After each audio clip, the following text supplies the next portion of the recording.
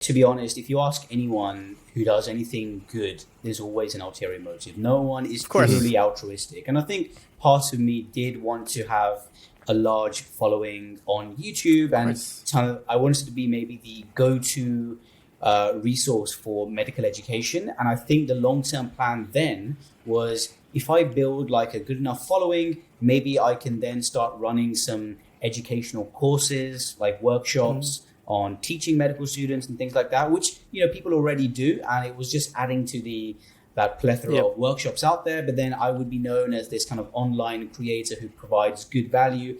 And then people would be happy to come on my course and learn from me. That was the aim then. And, you know, I think for whatever reason, it didn't happen, didn't post enough, all that kind of stuff. So that brings us to TikTok, I guess. Were you one of the first creators that was like medical field based, or like were you like the pioneer of this niche? So the honest answer is I'm not entirely sure, but I think, and correct me if I'm wrong here, I started TikTok as a consumer initially, back end of 2019, like November, December 2019. I was just watching TikToks and posting the occasional really bad TikTok about something, you know. And then what made you download it? Good question. I think I was on holiday and I was just a little bit bored, and I knew one of my friends at work was just watching TikTok. So I thought, hey, let me just check this out. I'm sure it's not just for kids. And then I watched it and I was like, hey, there's some pretty funny stuff on here. And it was it was just a good way to kill the time. And yeah, I saw there were doctors on there already. Most of the doctors I saw on there were based in America, because I think TikTok took off in a much bigger way in America first, after China.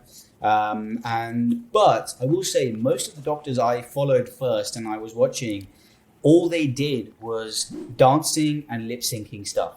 Exactly. They were trying to like fit the mold of TikTok. Yeah. So they were just following a pattern that was set. And I would say I was the first one that I'm aware of, being a doctor, a healthcare worker, creating that kind of infotainment, edutainment, kind of facts and stuff like Storytelling. that. Storytelling, that kind of stuff in a fun way. We're using green screen, all that kind of stuff, which brought it in. Because my first video, which kind of, I think, really set the tone of my thing, was Weird Medical Facts, Part 1.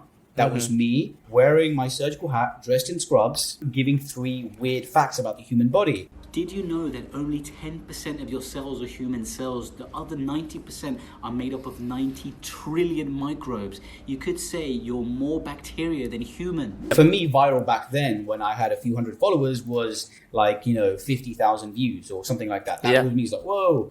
And yeah, that was set the tone, and I kept doing that. Hey everyone, we're a growing podcast. Every like and subscribe means the world, so hit that.